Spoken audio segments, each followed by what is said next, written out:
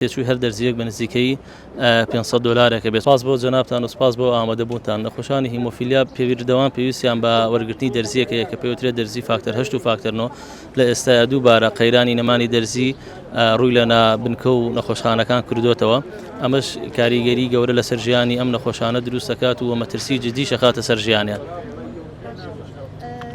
ئەم دەرزیە چی لە نەخۆشانی ئەم دەرزیە دەرزیەکی بەردەوامە ئەبێ هەمیشە بەکار بێ ئەبێ ماگانە بەلایانی کەمەوە چەندین جار ئەم دەرزیە بەکار بێ بەپێی دۆخی نەخۆشیەکەی واتە ئەم کەسە ئەگەر بێت و ئەو دەرزیە نەبێ ناتوانێت ژیانێکی ئاسایی بکە. ئێستا ئێمە نەخۆشمان هەیە لە شوێنێکا شاگردە سێ ڕۆژار ئەبێ دەرزیە بکە بۆی بتوانێت بە ئاسانی ئیشەکانی خۆی بکە کە ئەم دەرزیە نەمێنە کێشەی بۆ دروستە بێت لە ئیشەکەی دێرەکرێت لە دوورەخرێتەوە و لەگەڵ ئەوەشە ئەکرێت لە هەر کاتێکا بێت تووشی خوێنبەربوونێک بێت کە خوێنبەربوونەکە مەترسی لەسەر ژیانی کەسەکە دروست بکات.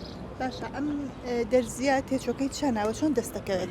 طبعا ئەم دەرزیە تێچۆکەی لەلایەن حکوومەتی عێراقەوە دابین نەکرێت. تێچووی هەر دەرزیەک بە نزیکەی 500 دلارێکە بێت 400 بۆ 500 دلارێکە بێت یەک دەرزی بڵێ هەر نەخۆشێک لە مانگێکە بە پێی کێشی نەخۆشەکە ئەگۆڕێ بۆ نەخۆشێک ئەگەر نزیکی 70 کیلۆ بێ لە مانگەکە نزیکەی 30 دەرزی پێویستە. ئەم 30 دەرزیە دکتۆر بە پێی خشتەیەک بۆی دابەشەکە بەسەر هەفتەکەیە کە هەفتانە هەر هەفتەی مەسەلەن 2 جار بۆ 3 جار بێت دەرزی بەکار بێنێ و لە هەر جارێکیشا چەند دەرزی بەکار بێنێت. ئەم نەخۆشانە حاڵیان چۆنەوە ژمارەیان چەندە لە شاری سلێمانیدا؟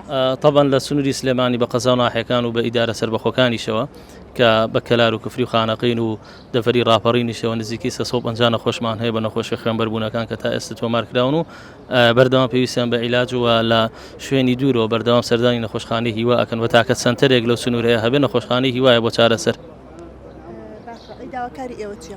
وڵات طبعا ئەمە داواکاریمانەوە لەلایەنە بەرپرسەکان کە حکوومەتی هەرێمی کوردستان و وەزارەتی تەندروستی و وەزارەتی تەندروستی عێراق کە بە بەردەوام گرنگی بە دابینکردنی دەرزی بدەن و چاوەڕوانی دابینکردن و جێبەجێکردنی بودجە نەبن چونکە ڕەنگە بودجە 2 ساڵ 3 ساڵ 4 ساڵی پێ بچێ نەبوونی دەرزی بۆ 2-3 ساڵ ئەم ژیانی ئەم کەسانە و شێوازی ژیانیان بە تەواوی خاتە مەترسیەوە.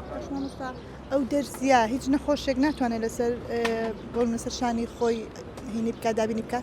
طبعا ئەو دەرزیە کە دروست دەکرێت کۆمپانیەکان تەنیا بۆ وڵاتەکانی دروست دەکەن بۆیە دەرزیەک نییە بۆ فرکردن لە بۆ بازارە دەست ناکەوێنە خێر هیچ سەیدەلیەک لەم شارەیە ئەو دەرزیە نییە و ناشبێت لە سەیدەلیا بفرۆشرێ. ئەگەر ئەم دەرزیە لە سەیدەلیەکە هەبێ ئەو بە قاچاق براوەتە سەیدەلیەکە و هی نەخۆشێکی ترە فرۆشتێتەوە بە سەیدەلی بۆیە تەنیا ئەبێت دەوڵەت تاکە ڕێگەی دابینکردنی دەرمانە.